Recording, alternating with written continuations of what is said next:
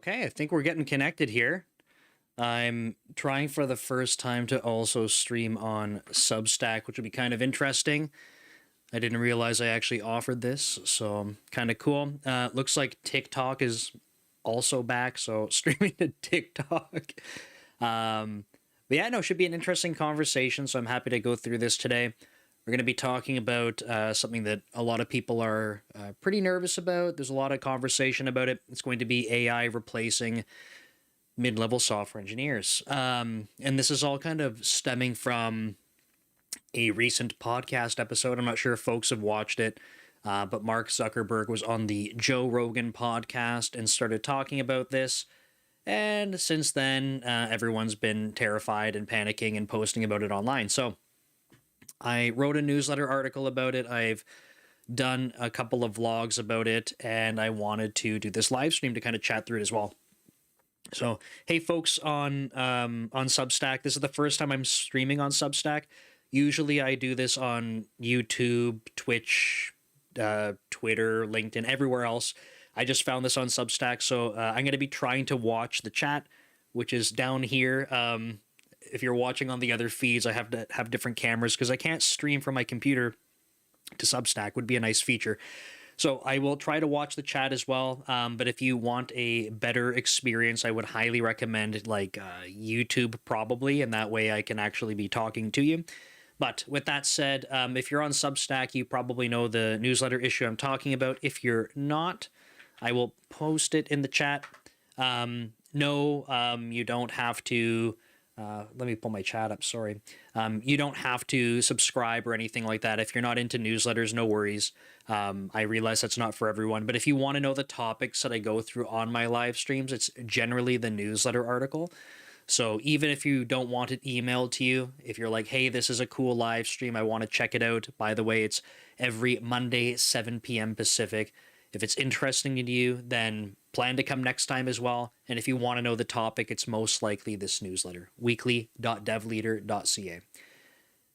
Okay, so a friendly reminder if you're new to these live streams as well, I try to spend as much time as I can answering and talking through questions that come up in the chat. So by all means, if you have questions like this is the time to be asking, I will be watching as close as I can. And with that said, too, if you are in the chat, do me a favor, let me know it's working by saying hi. I appreciate it because I've definitely been on these streams and then found out later that like LinkedIn messages weren't coming through or something. So it'd be good if you're a regular, say hi, and if you're new here, come say hi as well. And yeah, I will be watching the chat for questions. So I pulled up, or I guess I wrote some notes the other day because I made a follow-up video to a vlog entry. And the first time that I was responding to some of the thoughts that came up from this this podcast interview, I hadn't watched it yet, but I was responding to what people were saying about it and a lot of the fear that they were sharing, right? Like, hey, like, you know, I don't know why I'm even going to school for software development. Like, it's going to be a dead field. Like, why am I doing this? I don't know what path to take now. Like, should have just done the trades. By the way, nothing wrong with going into the trades or anything. But the point is that there was so much fear. And to me, one of the challenges here is that there's a lot of folks that have not been in the industry yet, and they're kind of taking things at face value. So, Graham Walker, good to see you. Thanks. It's working. Awesome. So I think what's happening is that a lot of people are like, hey, if Mark Zuckerberg says it, or NVIDIA CEO says it, or any other person that's like a sort of a figure in tech, they're like, I don't have any other thing to believe except what these people are saying. But what I realized after doing my own homework, because I hadn't watched it the first time I responded to it, was just responding to the questions and the comments that people were making. When I did my own homework and watched it, I was like, I don't disagree with what Mark Zuckerberg is saying because I don't hear the same thing that people are afraid about. So I wanted to kind of chat through this. I have a couple timestamps. I'm not going to play the podcast episode. So by the way, if you have not watched it yet, I'll share the timestamps and you can check it out to make it easier. But it's recent episode on the Joe Rogan podcast. If you don't like watching Joe Rogan, like it's not, I'm not telling you like, oh, go subscribe to Joe. Like it's not for everyone. I get it. But I think it's an interesting conversation. And if you haven't seen it, I would encourage you to watch it. And what I want you to be able to think about is a couple of different perspectives on this. One is, and you might actually fall into this category already, is like as someone that's like brand new to software development. Okay, so you're brand new, you're an aspiring software developer, or you're in college or university, going through a boot camp, and then you watch this. Like, what is your take from that perspective? And perhaps you are someone that has been in the industry for a while, and you have opinions about like how you've seen software engineering teams operate and run and all this kind of stuff. So when you hear what Mark Zuckerberg is saying, like, do you have a different perspective on that? So I think it's really important. If you watch my one channel called Code Commute, I realize some people might be visiting from that channel. If you watch that channel, you'll often see that I try to talk about things from different perspectives because I think it's really important that we do that. Even when I disagree with things, like if I know I have a bias and I have an opinion about something, I always want to try and acknowledge the other side, not dismiss it like it doesn't exist, but try to look at it from the perspective of someone that sees it and see what types of truths or things that we can extract from it. So I think it's a good exercise to do, especially as software engineers. One of the things that we're always doing is analysis. And that means that we have to navigate our biases and we have to be kind of open to exploring other things. Does not mean you have to agree with it. And I want to be very transparent about that. It does not mean you have to agree. I'm just saying that it really helps us look at like a whole picture when we look at things from different angles. Okay. So I'm going to kind of refer to my notes here. So if you haven't seen the podcast episode, like I said, it's the Joe Rogan podcast that I don't know exactly when it went up, within the last week or so, maybe 2 weeks now. And if to save you some time at the 2 hour, so you don't have to watch the first 2 hours, 2 hour, 8 minute and 17 second mark, 2:8:17. This is where this topic starts to come up with Mark Zuckerberg and Joe around AI and software developers. Now, the first video I made on this when I was talking about it, I thought I heard someone saying that it was within 5 years. So the first take I had on this was in 5 years. I thought what I was hearing was that Mark Zuckerberg said in 5 years, AI will replace mid-level engineers. And my stance was like, I don't think that's possible in 5 years. Then I realized, if you watch the podcast episode, he says in 2025. But he doesn't say will replace mid-level software engineers. So we're going to talk through that. He says probably in 2025, Meta and other similar types of companies will have an AI that effectively can code as a mid-level engineer. Sorry, we'll have an AI effectively be a mid-level engineer that can write code. Okay, so first thing to note is he does not say the AI will replace engineers. Like he doesn't say that at this point. Okay, so I think that's important to acknowledge. And I know the first instinct that people have is going to be, but he says that AI can do the job of a mid-level engineer. He says it can write code like a mid-level engineer. Now, I don't personally, even with 2025 in that statement, I don't really think so. Maybe. And like we've seen LLMs advancing, and I think this is all great stuff. It's getting better, cool. But I still don't see it sort of operating as a mid-level engineer. Is it going to be able to produce code that a mid-level engineer could produce? Perhaps, but there's still a lot of room to go. But maybe in 2025 we'll see that. So let's keep going here. So he says it'll be expensive, but it will become more efficient over time. But this is kind of like any technology, right? First versions of things, they're expensive, and then we start optimizing them. We start making improvements to them so that the costs come down. So again, I think that makes sense. I don't disagree with anything so far. Next up, he says, a lot of and I think this is where people start to connect the dots and really kind of start to panic, but he says, a lot of the code in our apps And the AI will be built by AI engineers instead of people engineers. Now, this, like I said, I think is where people start to go, oh my God, like that means AI is just going to be doing our jobs. It will replace us. But that's not quite the case. Um, so I don't want to go through like too many completely different tangential examples here, but if we think about programs and code, right? Really, today, at some level, we have compilers that take the code we write and make it understandable for machines. Once upon a time, there were things like punch cards and stuff, right? Like we have tools that are replacing over time the different aspects of software development that we don't have to be responsible for. Now, if you're a .NET developer, I realize maybe more of the people on my Substack side are .NET developers, maybe the people from YouTube are .NET developers, but I realize my whole audience is not necessarily .NET developers. I wanted to talk about something that we have in C# and .NET that's called reflection. And reflection, just to kind of give you an example of how I see kind of like tooling like this evolving, and in terms of creating code from a machine. C# and the .NET ecosystem, we have strongly typed languages that we're working with. But that means that the dev leader himself, that means that we have type information that gets embedded into the assemblies that we're executing. Now, what's really cool is that at runtime, we can actually investigate that type information.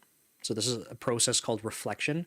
We can investigate that type information and then essentially dynamically call things if we wanted to. So the idea being that instead of saying like, I have a method called like do work, you could say, hey, on this type, find me a method called do work and now invoke it. So you don't have to refer to it exactly at compile time. You could look it up.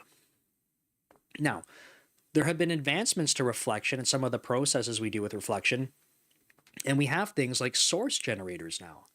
So what's really cool about source generators is that they're filling the gap that we had with reflection. We were doing some of this stuff at runtime, but now what we can do is create source generators. So at compile time, we take things that otherwise we would have used reflection for in some cases, and we can actually have the compiler generate code for us.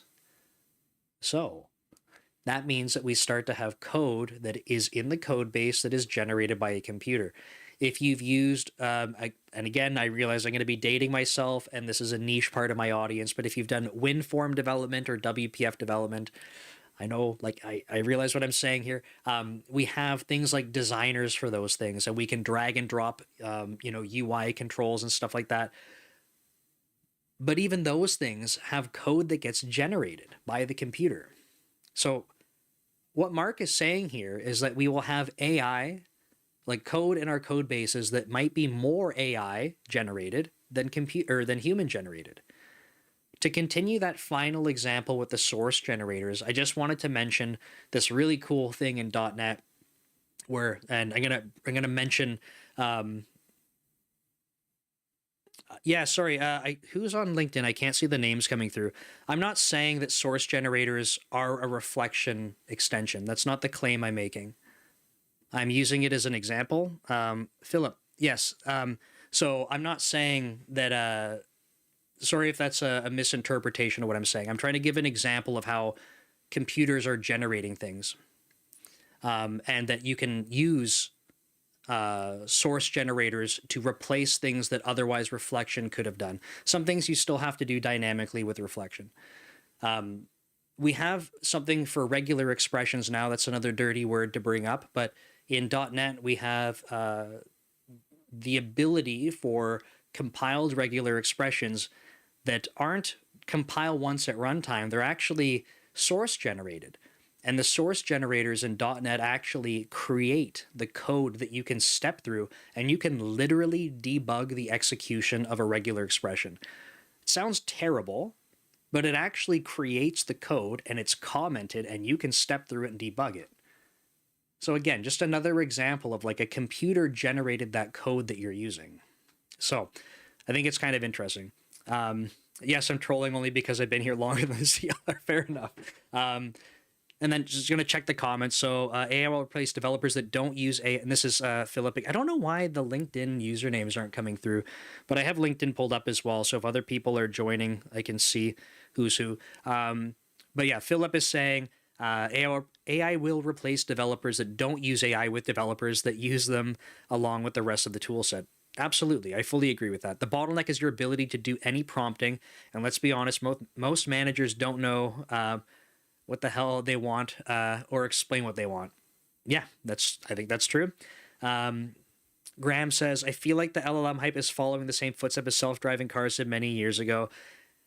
And yet we still don't have level 5 autonomous driving. Yeah, so it's like we're going to see, I'm going to keep going through what Mark talks about in his interview, but it's a bit of a pattern, right? And the thing that I'm trying to bring some attention to is like I don't want to come across like I'm like making fun of the people that are fearful of this. Like it's a difference of opinion for sure, because I'm not in the camp where I'm fearful of this stuff. But if you are fearful of it, what I'm trying to do is give you a different perspective, not to necessarily change your mind. I'm not here to say like, hey, you're wrong if you think this, or I have a crystal ball and I know exactly what's going to happen. Not my intention, but especially for the people that don't really have anything else to grasp onto, and all they're hearing is like, programming in general is doomed, and that's the only thing that they're like sort of seeing in the media or kind of in this echo chamber that they happen to be in. I'm just trying to interject different perspective to think about. So I hope that helps as we go through this. Hammer 88, I'm still looking for examples where we can isolate different user chat and semantic kernel with history. I haven't played around enough with semantic kernel to be able to comment on that. Brax is saying, I read a story on Reddit about junior developers who started working for a startup where they generate all of their code and modify the generated code. So their skill set seems to be refactorization. However, the junior was complaining about how bad the AI generated code was. Maybe the startup's ahead of its time. I just don't think AI is even at the point to rely on as a main source of code. So that's my perspective as well, is that, and it's not that I don't think you can get there. Like I feel like it would be a foolish claim of me to say I don't believe that AI could be that good. I don't see it. Dev Nasir on Instagram says, the question is, even if AI can write the code, can they trust it to fix bugs on multi-million-dollar companies' code base? Yeah, right. Like, here's the thing, right? When people are giving these examples, and this is one of the things I mentioned in a Code Commute vlog entry, where people are giving these examples of AI writing code. And even in Mark's statements, by the way, I also want to make a side note here.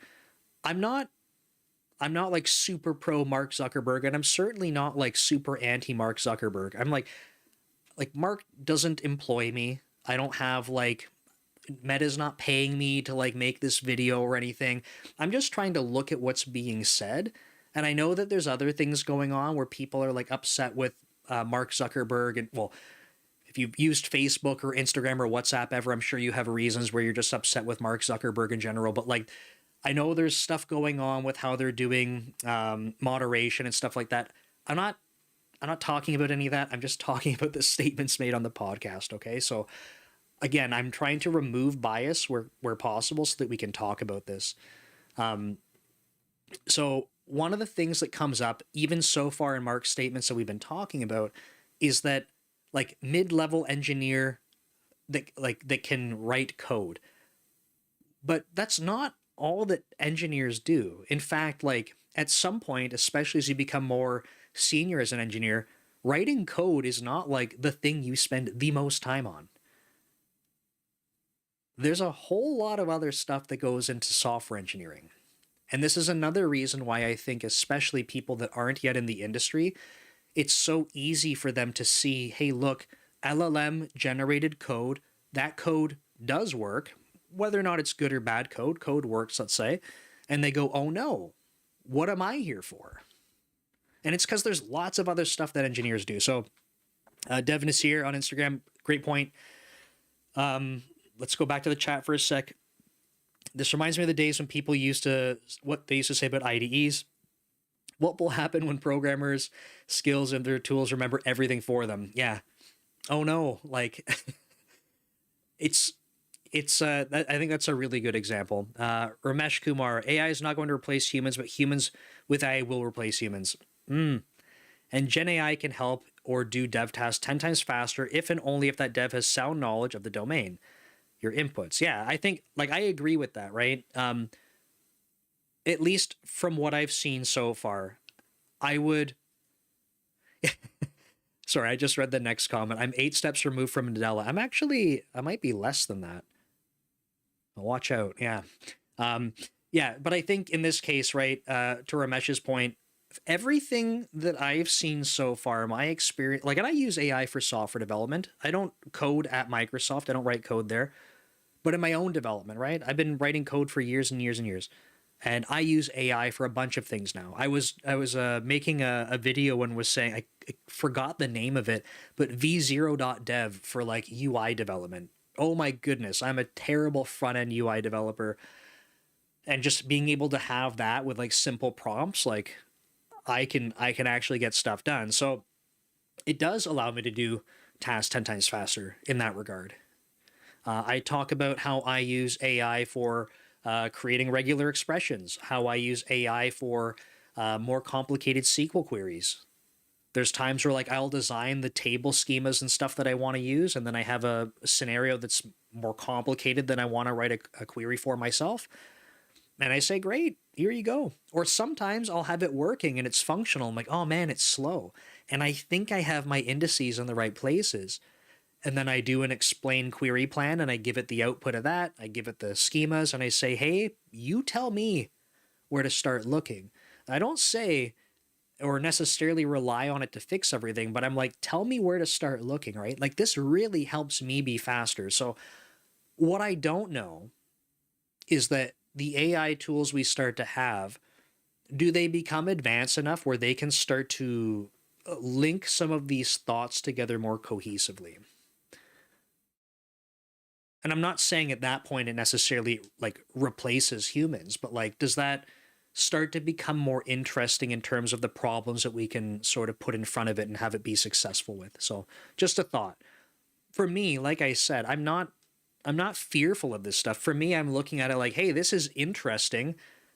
And I think maybe the people that are like, I don't know, like they don't want to touch AI. And I'm not saying it's because, you know, you might find it's inefficient for you right now. That's totally fine. But like what I'm saying is ignoring it. I think that's probably a position that's maybe a little bit scary, because I don't think it's going away. It may not be moving at the pace that people say or they're predicting, especially if you're running a $1 trillion company or something like that, but it's not going away, and it will transform things because it already is. Sorry, there's a lot of chat messages coming in. Awesome. Thanks for chiming in, folks. My old boss at the previous job I was at just made a video about AI causing a memory leak, and it took quite some time to debug and resolve the issue. I feel like the problem is current over expectations of AI. I know I was disappointed today when trying to make myself a roadmap based on a syllabus for creating my own big data financial trading app. Yeah. I think, like, again, we have these expectations and it can do things, but if you don't have some of the background, right, you might take something, go with it, and then you're like, it seems like it's working, mostly working, but when it doesn't work, then what? On Instagram, tell us the ultimate stack. There's no such thing. The context is everything, right? I cannot tell you an ultimate stack without knowing, and it would still be my opinion, but without knowing what you're trying to accomplish and what constraints. This is what engineering is: requirements and constraints, and then we get creative in there. I think design and architecting skills will become more important as the LLMs get better. Yes, I agree. I use AI to speed up my work mostly. Agreed. I feel like there will be an emphasis on understanding both the low level under the hood stuff as well as high level architecture stuff. I feel like using AI for somewhere in between generation code for a developer has both high level and low level understanding. So Brax is saying on this part, I agree with this. And if we approach it from a couple different angles, right? Just to walk through some of my own experiences that I was kind of sharing. I know how to write SQL queries. I don't love doing it. I'm not like an expert at it. I would not at this point in my career say, you know what, I'm going to go take a job that's writing SQL queries because I love to do it and I'm so good at it. That's not going to happen. But if SQL came up in my job, could I navigate it? Absolutely.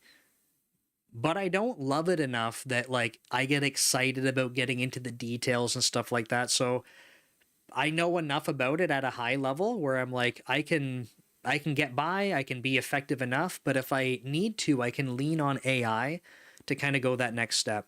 And there's other things that I have a lot more intimate knowledge about that I might understand at a much lower level in way more detail. And sometimes in those cases, what's really helpful is if I'm using an AI tool because I'm trying to take a shortcut, I'm letting it do some mundane task for me, that I know how to go look at the output and not be totally caught off guard and be like, I don't know what's happening. I can look and be like, I understand this very well. Let me try to pick apart what's going on here. So just some thoughts. I feel like I come here and word vomit so much. No, don't worry. That's the whole point of this. I want people in the chat to be chatting. That's the whole point of doing the live stream. So don't hold back. Philip on LinkedIn says, for my own experience, the actual missing part here is the LLM experience. In the LLM experience is finding the right workflow. I use LLMs to generate the code, tests in TDD style fashion. But that's only after spending a good 20 minutes explaining what the requirements are. It gives me 10 times acceleration, but only if I talk to it like the developers I use to manage. Yeah, so it's kind of interesting, right? It's the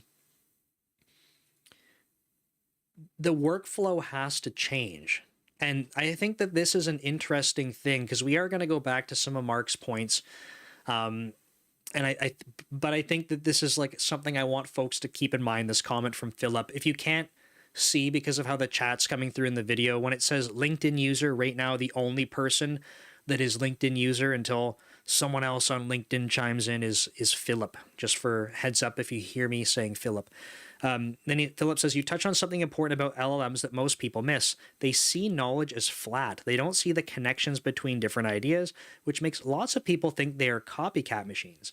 But speaking from my own experience, there are some sci-fi level things that it will be able to do if it understood how everything is connected. That's all I can say for now. But I agree with that thought, right? If we're able to, and I'm not sort of versed enough in AI terminology and different systems that we have access to speak about this in a way that sounds intelligent. So I apologize, but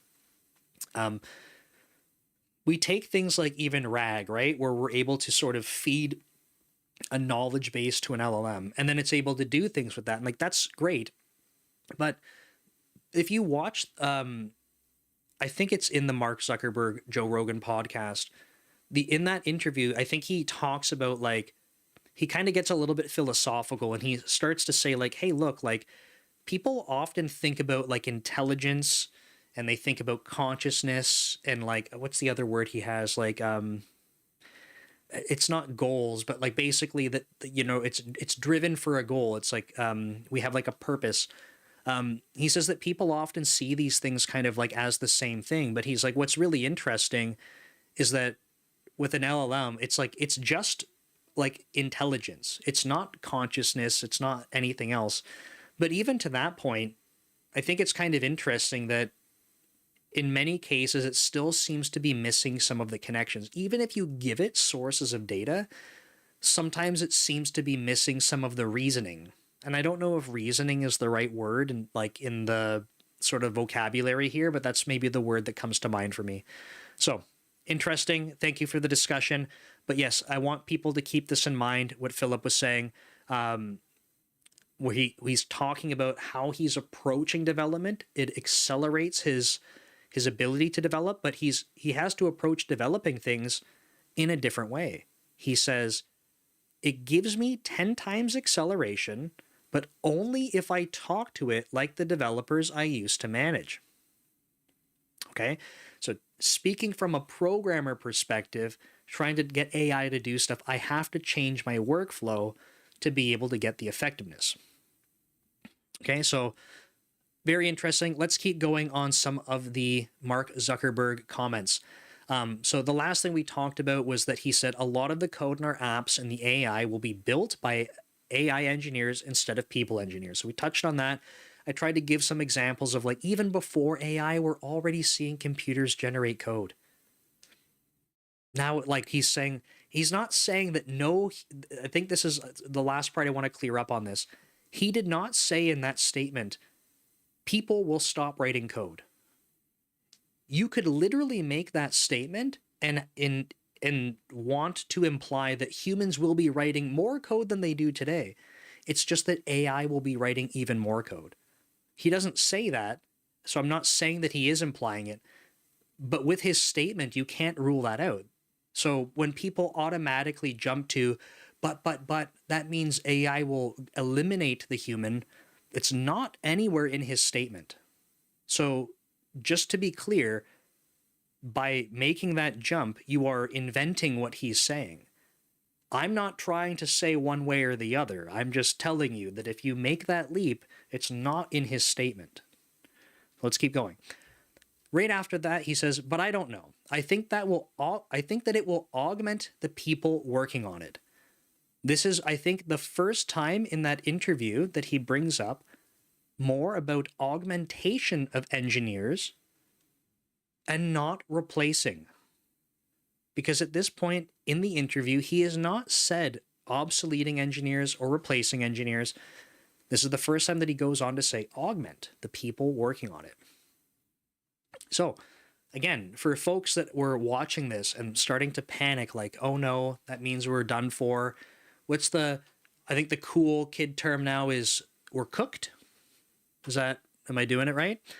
We're cooked as software engineers. I'm never going to be cool. That's okay. Literally mid-30s dude, live streaming at software engineering. It's okay. But I think the point that I'm trying to get across here is, like, I understand why people are panicking, but I think we need to kind of look at what he's actually saying and not try to extrapolate without basing it on anything yet. Chat, yeah, that's what we have to say, right? Thanks, Brax. Chat, are we cooked? That's what the streamers do. Chat, are we cooked? And then everyone floods the chat with, like, different memes and emojis and stuff. Yeah, I gotta work on this. Okay. After that statement, Mark goes on to say, people will be so much more creative and freed up to do crazy things. So, jumping back to what Philip said, people will be so much more creative, right?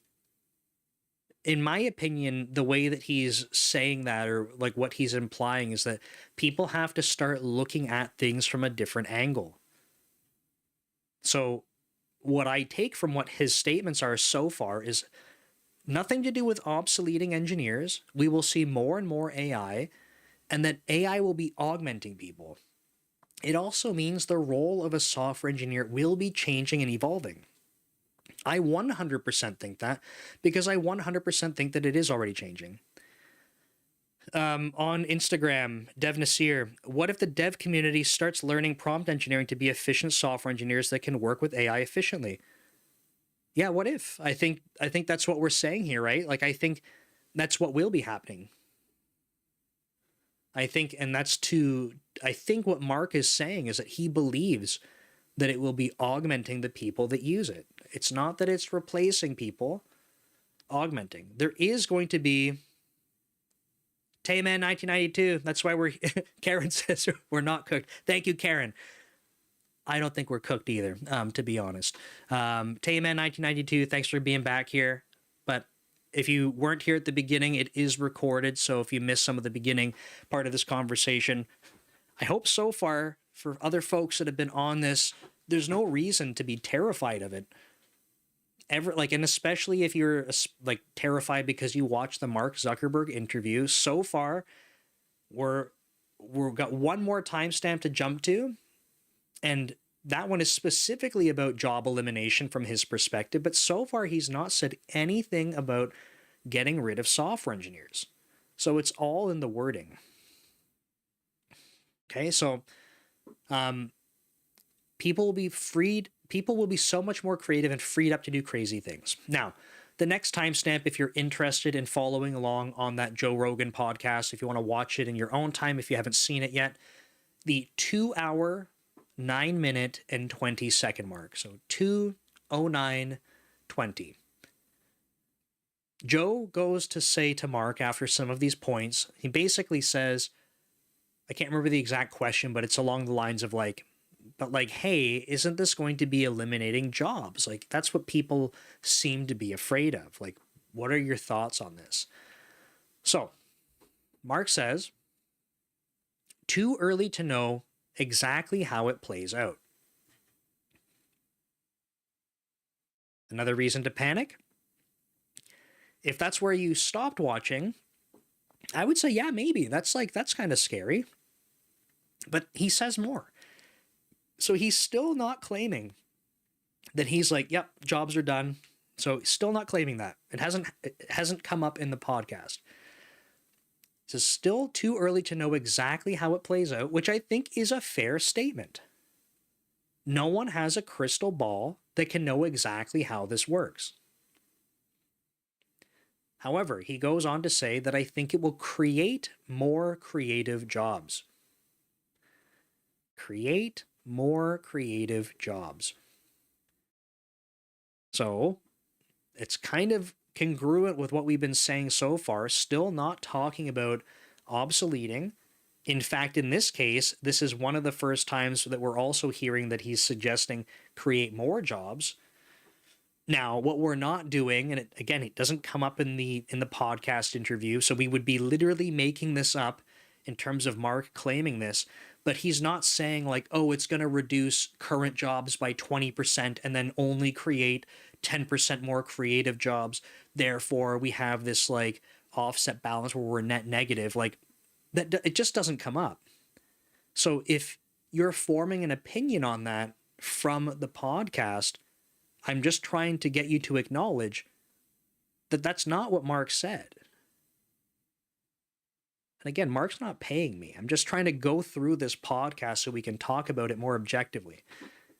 It sounds like he's basically saying it could, or it might end up creating more jobs. Like, it's too early to say, but at least more creative jobs will start to show up. And I actually really do agree with this. The next part that he gets into is a little bit of history, a little bit of philosophy.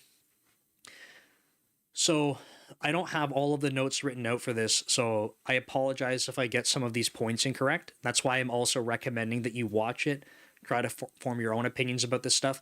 But yeah, so many clickbait YouTube regarding him to fire people, which is a whole other thing. People then start associating like the 5% stuff with the AI, and I'm not like, I don't like layoffs.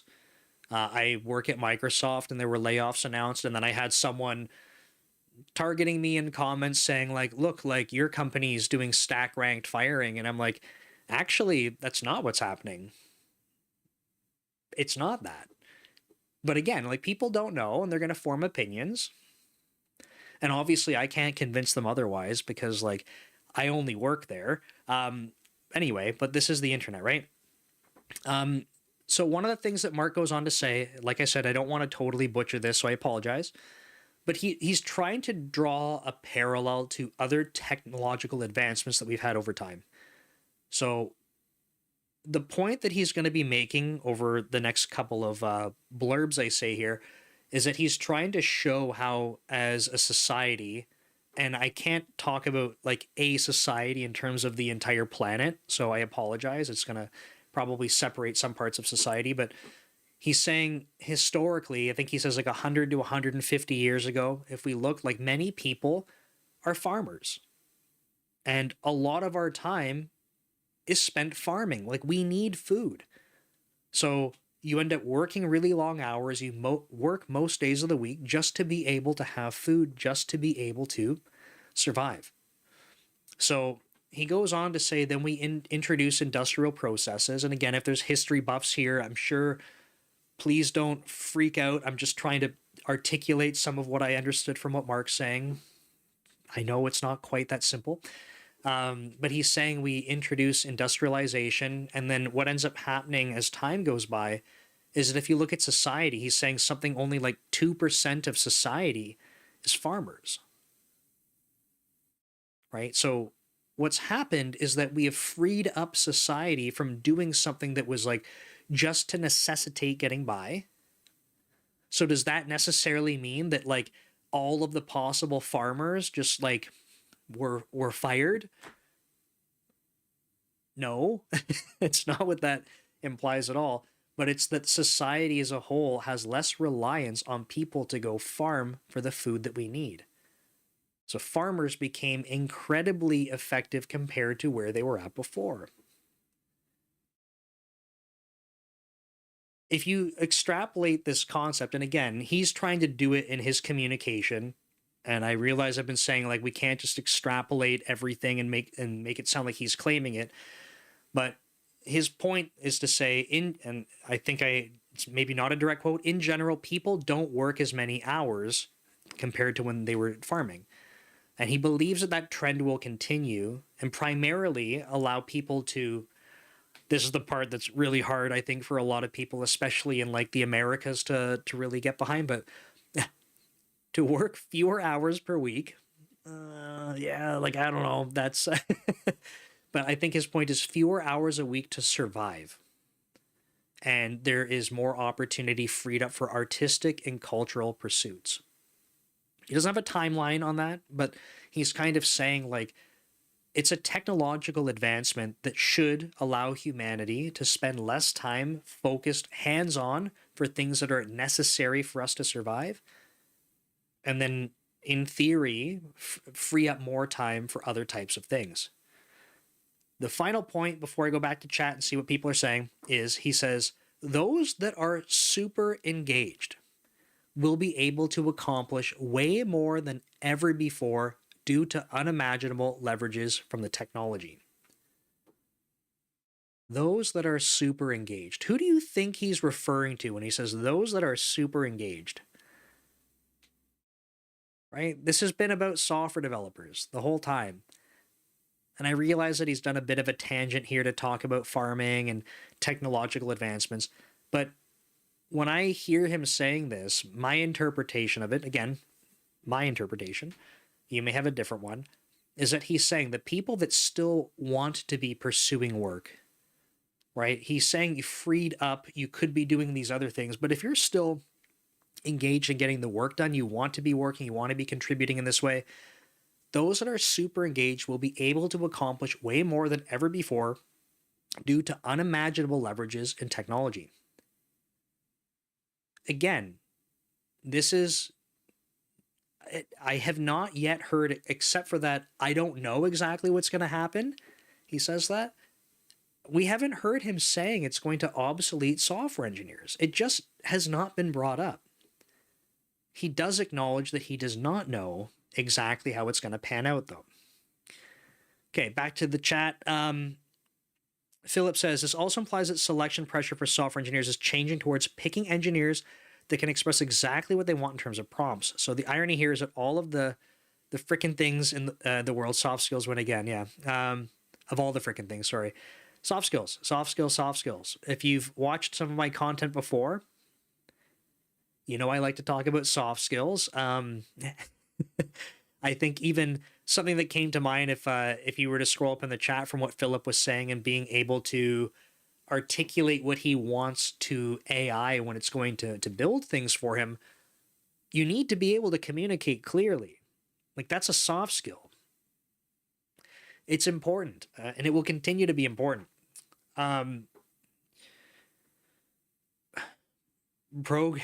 Programming, that's awesome. Okay.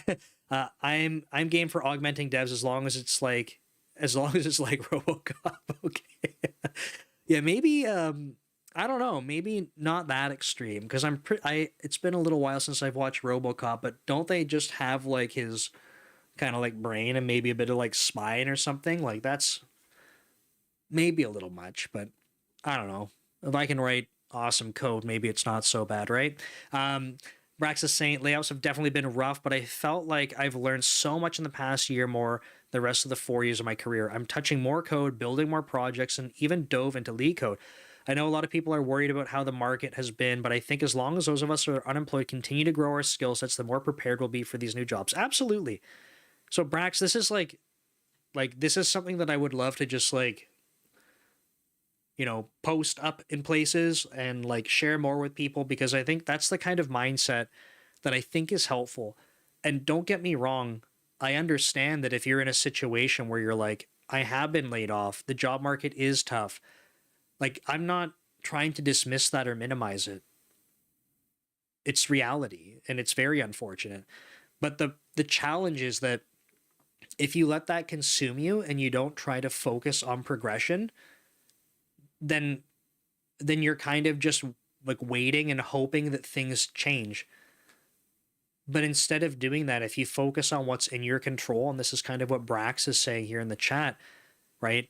Like in the past year, touching more code, building more projects, and even dove into lead code. These are three things that are in your control. And if I could make a recommendation, it would be to continue focusing on those things. Hammer 88, well, I want an AI mosquito zapper and a laundry robot. That's what programming says. Yeah,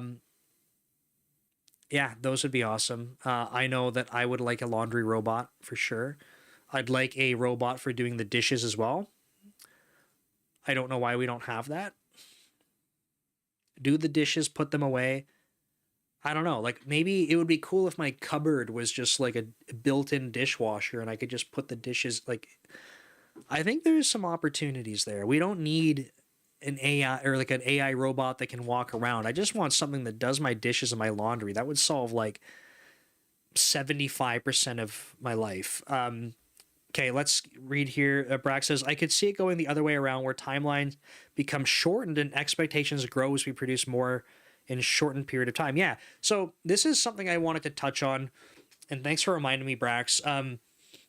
One of the arguments, and this is kind of like pivoting from the Mark Zuckerberg conversation, but kind of in response to people that are taking the stance that programmers will absolutely be obsolete. And I want to be, careful again as we talk about this. I'm not here to tell you I have the right answer. I think that's like a false thing to do. I think that's misleading. I think it's incorrect because I obviously don't have a crystal ball. These are just my perspectives and opinions.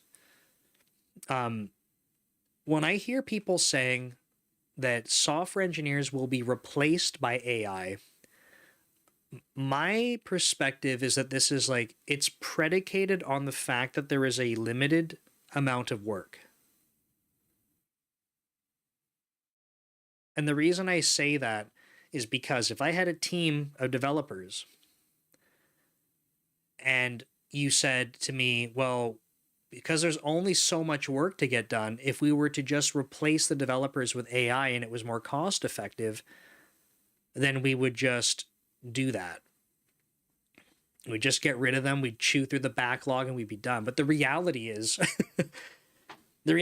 I've never, in my 12 plus years of managing software engineering teams, I have never seen a backlog get smaller. Ever. Ever. There's always more work to do. So if we could find ways to bring on AI to augment teams, absolutely. I cannot imagine a world yet, and this is me saying I don't have the crystal ball, I can't imagine a world yet where we would reach a point where we're saying, hey, we don't need to hire developers because we can just integrate AI agents as effectively as a new team member and it's more efficient. And the reason I say that is because I have yet to see anyone do that successfully. You still need people driving the AI agents, prompting them to do things, reviewing what's going on, one could argue that you can keep adding in more and more AI agents to do this stuff. But like, I just think we're a very long way off from that before that becomes feasible. At which point, why don't you have AI agents to replace the rest of the roles, including all the way up to the CEO, and then everything's just AI anyway. So at that point, I don't think that software engineers need to be singled out as you need to be afraid.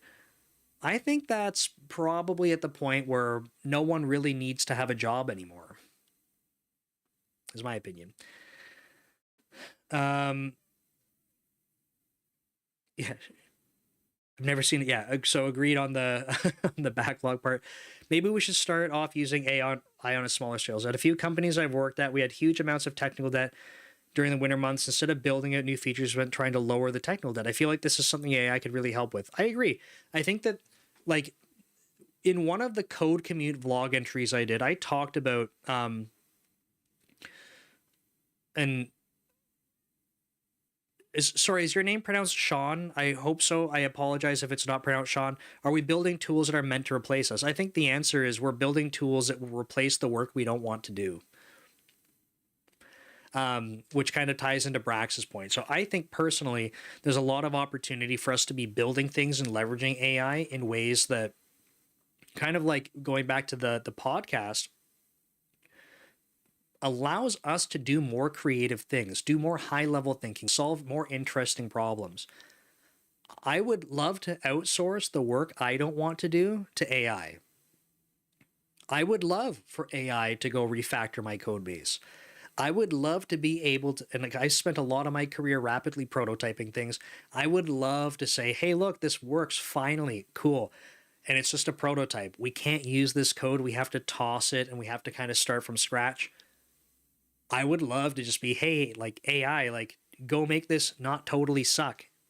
See ya while I go work on the next thing and let me know when you finish, right? I have, like, I'm building a product called Brand Ghost, which I use for all of my social media posting. When we talk about software architecture, I've had a couple people reach out to me and say, hey, like, I want to use this type of architecture in this type of application. Tell me how to do it. And my gut is like, take the things that you like about that architecture, start building in that direction, and you may very well find that, like, you don't need to have it like clear cut exactly like that. So I actually have a few different architectural patterns that I experiment with and try to see where I gravitate towards. But that means that as I've been building Brand Ghost, there's a few different parts where I'm like, ooh, you know what? Like, we tried this, not a fan. Like, it works. Not a fan, though. I would like to kind of go to this other one that we tried and it is working better. I would love to be able to tell AI in some sensible way, hey, AI, you see this pattern over here? You see how this is structured? I want you to start migrating all of the other code to be doing this type of thing. I would love that. I don't want to have to think about that and do it. I know it's important. That's part of software engineering. We have tech debt. We have to refactor code. We'll have to rewrite things. It's part of it. But if I could get ahead of that kind of stuff and not have my team waste time on like more important things, or what seems more important, like building new features and fixing bugs, I would much rather they're doing more high-level creative thinking than just like going to refactor stuff. Now, don't get me wrong. There could be some really interesting things that come out of refactoring, re-architecting things. But if we already know what we want to do and it's just like, okay, like someone's got to slog away at it, like I would love to be able to explain that very well to AI and trust that it can do that personally. That's what feel good to me. I feel like we're just scratching the surface of this field and we'll end up using it in ways we never thought of at our jobs. And I totally agree with that statement too. I totally think so. You know, I started using it as glorified autocomplete. And then it was like, hey, wait, I don't like writing complex SQL queries. Go do that. I don't like writing regular expressions. Go do that. Right? I don't want to have to go convert some of this code to follow this different pattern. Like, here's the input code. You go rewrite it to this other pattern. Great. But this is like truly just basic stuff. One more thing from the Zuckerberg. Oh, no, I think we're kind of done. Just to close it off on technology changes, when Zuckerberg's kind of confronted, like, does it obsolete people? He says, at every step in like history, when we have these technological changes, every single time, because this came up in the chat earlier, every single time people go, oh no, what's that going to mean? Doom and gloom, we're about to be obsolete. Every single time it's come up, people always thought this way. So he says, is AI going to be the time that it's different? It could be, but he's like, I don't see it being that way. He sees it as other technological advancements because we've seen these types of patterns come up before.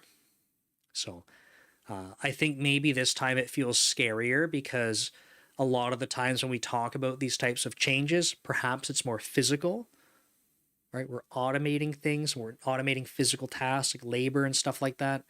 And this time it's touching on things that are more creative, more based around knowledge, intellect, thinking.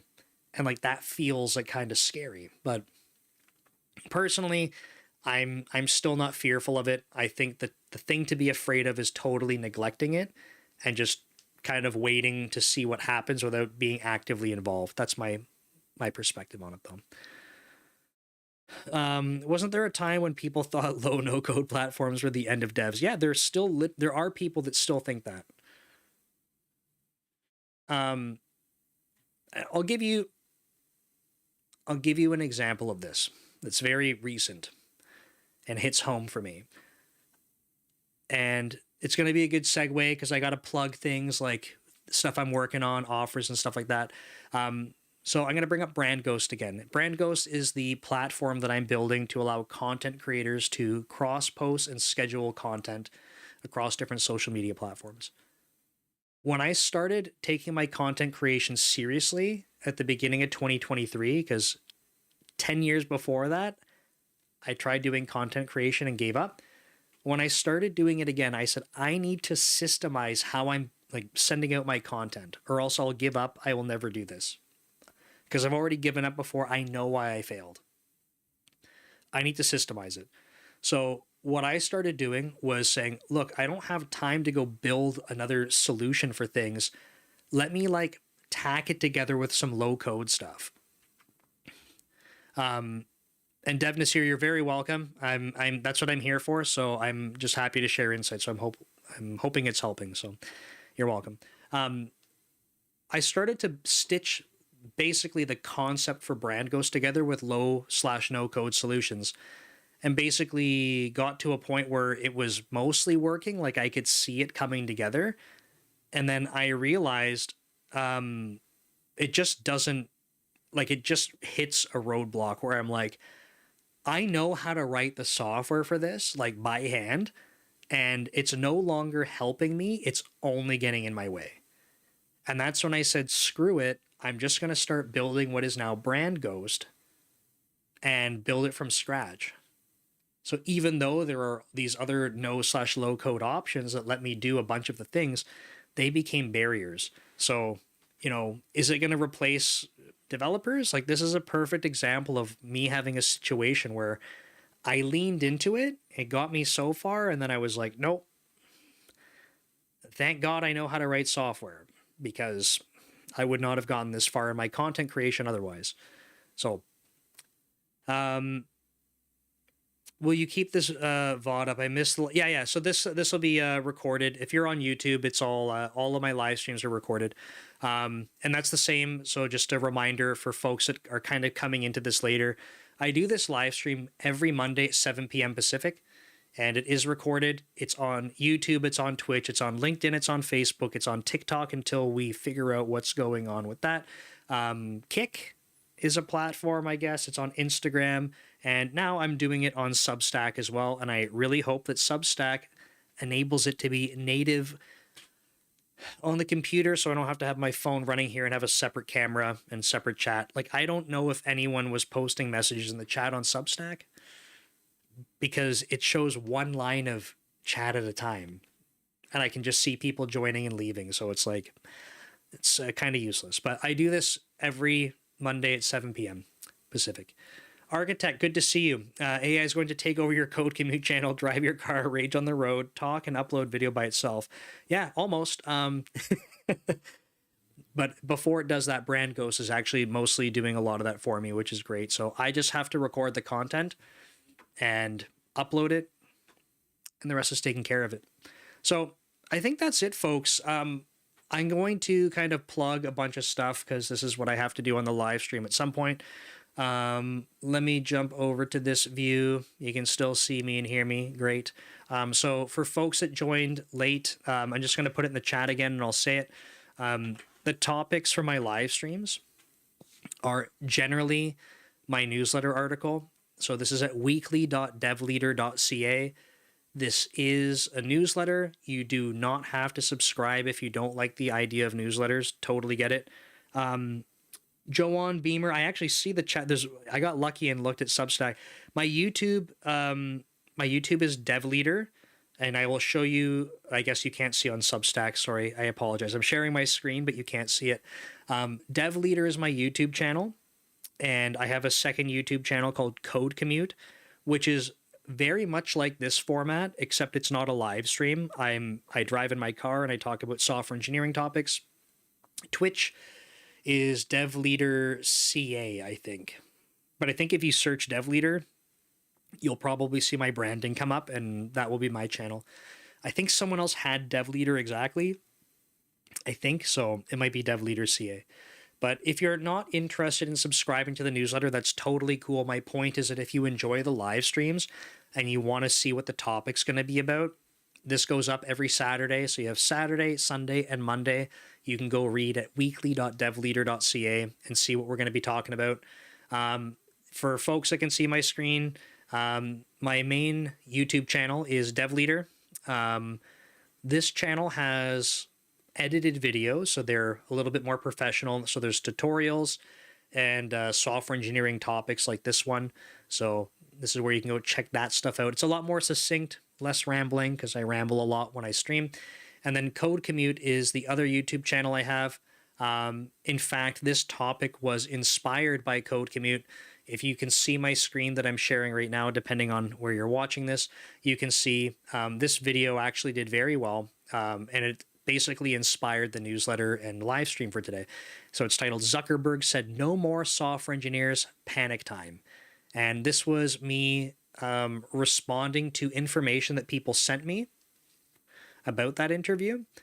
And I was responding to their comments. I hadn't even seen the podcast episode yet. So I was like, if Mark says this, then like, I don't agree with that. I don't agree with that. And when I actually watched the interview, I was like, I agree with a lot of the things he's saying on this stuff, because he's not saying it's going to replace software engineers. I think that was a really big extrapolation by people. So Code Commute, I think on this channel, I get about 10 videos up per week. I try to post them at times. If you're in the Americas, it's good for commuting to and from work. So you get about 1 to 2 videos a day. I've had people tell me that they watch them on their drive or their commute, or if they're like cleaning their house and cooking and stuff, which is cool. So you can put these on. You can watch them at 2x speed if you want, because I talk a lot. But yeah, that's my other channel. And then if you're interested, I do have courses on Dome Train. I have to plug these as well. I'll put the link in the chat. So basically, it's between 2 categories. I do a lot of C# and .NET development. So if you want to get started and learn about C#, I have 2 courses specifically around that. And then I have refactoring and reflection. We talked about reflection earlier. I have courses for that as well. And then I have these other courses that are career-centric, and I've partnered up with Ryan Murphy for those, and we talk about different career topics. So soft skills, said it earlier on the live stream, soft skills are really important enough that I made a course with Ryan Murphy on it. We have one for behavioral interviews specifically and getting promoted. We're working on our 4th one together. That should be up in about 2 weeks. And then we have another one planned for after that. So those are the courses. And finally, I will plug Brand Ghost a little bit as well. I think we have a new site. If I refresh, there we go. I'll put this in the chat as well. I like sharing this because, number one, this is what I'm working on. I'm proud of it. Depending on where you know me from and how you came across this live stream, I post on social media every day. I post across platforms. It's only possible because I built Brand Ghost to do it for me. The content is my own, but the only time that you'll see me directly post to a platform, like 99% of the time, it's through Brand Ghost. Otherwise, that like fraction of the time, I'm actually going on to the native app. So Brand Ghost will handle all of my scheduling. In fact, I just create content now and drop it into Brand Ghost, and it will go basically recycle content as needed. And just to give you a brief example, I post memes Friday, Saturday, and Sunday. I could not add more content to that, and you wouldn't see content repeat for a year. So I can retire from collecting memes, but I won't because they're awesome. So I use Brand Ghost for that, and this is the platform that I'm creating on the side. It is 100% free if you just want to schedule posts and cross-post them. The other social media tools that allow you to create and post and cross-post, they generally have like a limit on the number of accounts and stuff or the number of posts you can make. We want to make sure that it's commoditized, that you can just post to social media for free. Our advanced features do cost money, but that's usually once you've reached a point in content creation where it starts to make sense that you might want to be paying for tools. So that's what I'm building when I'm not working and not making content. It's on Brand Ghost. So that's what I got, folks. Thanks so much for being here. I hope that going through that conversation, you feel a little bit less fearful about some of the remarks that we saw in the Joe Rogan podcast. My personal take is not that it's a terrifying, obsoleting kind of experience that's going to be happening. And even from Mark, my take is that it's very much an augmenting of software developers. So yeah, I think that's it.